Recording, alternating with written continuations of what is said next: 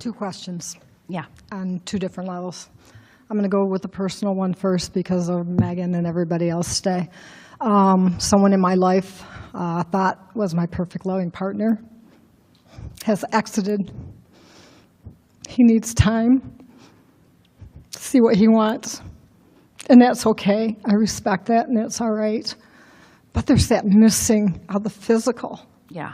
And I know how to get to that disc. I've been there many times, and I'm there most of the time. And I know what to do to get there, turn on good music, have the affirmations, whatever it is to get to that level of knowing who I am. And I know that.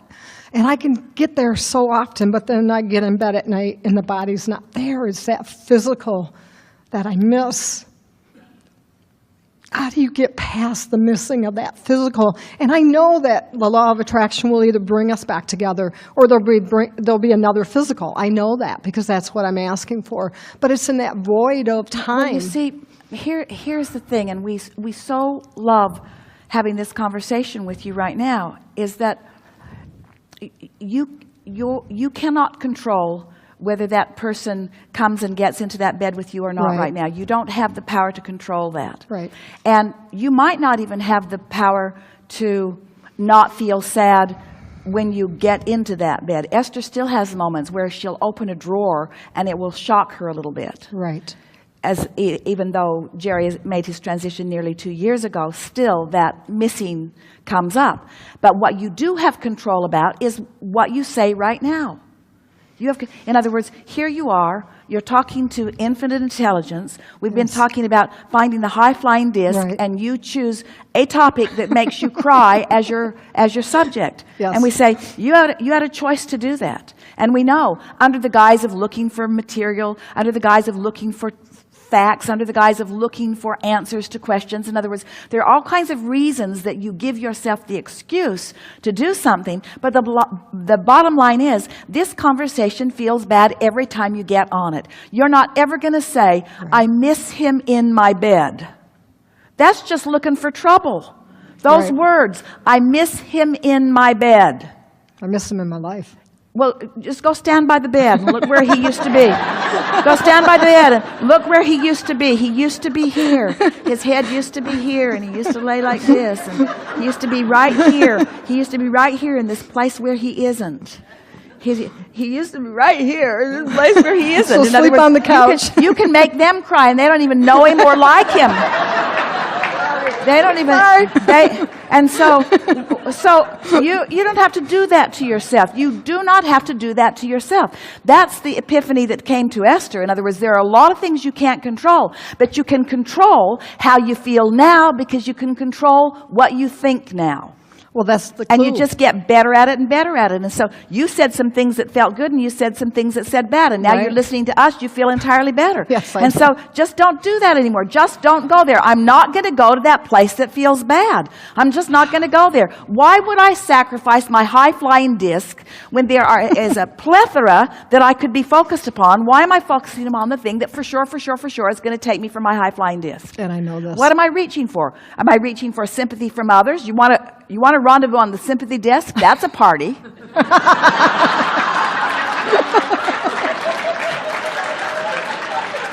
I've been there before. It's not that good. You want to rendezvous on the "this is what he did to me" disc? That's a party. In other words, you get to choose. You get to choose. You get to choose every single time. I know this. We know you know, but you didn't know for a minute, and we had to tell you because we know. And now nothing's changed. He's still gone. Don't cry. He's still gone. He's still gone. Nothing's changed, but look at the difference in the way you feel. This is your now. A minute ago, your now sucked. But this is your now. This is your now. This is your now.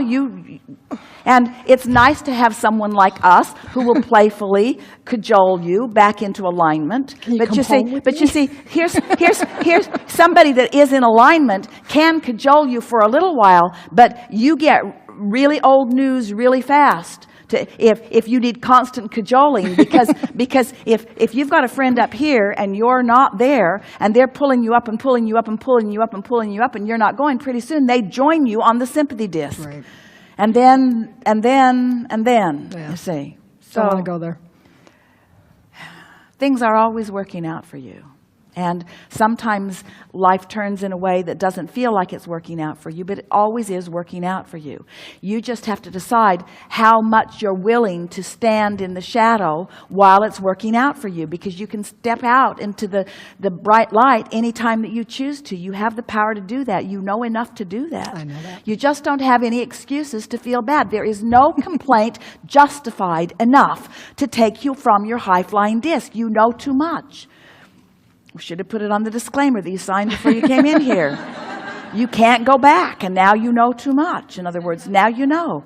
You control your mood by the attention that you give to subjects.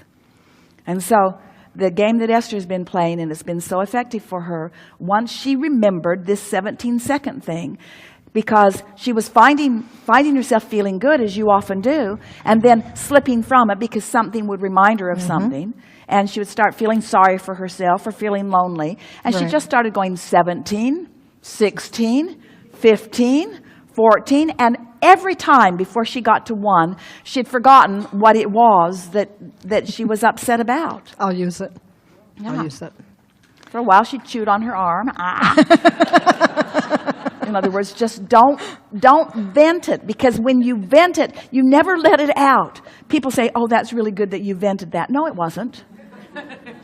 You vented it is the same thing as you practiced the momentum of it. Right, right. When you're venting, you're going down the trail that you don't like. Yeah. Venting sucks. Don't vent. Don't vent. There's no reason to vent. Venting and affirming are the same thing. Right. But when you're venting, you're affirming what you don't want. That was good. That was great. Thank you. Second question.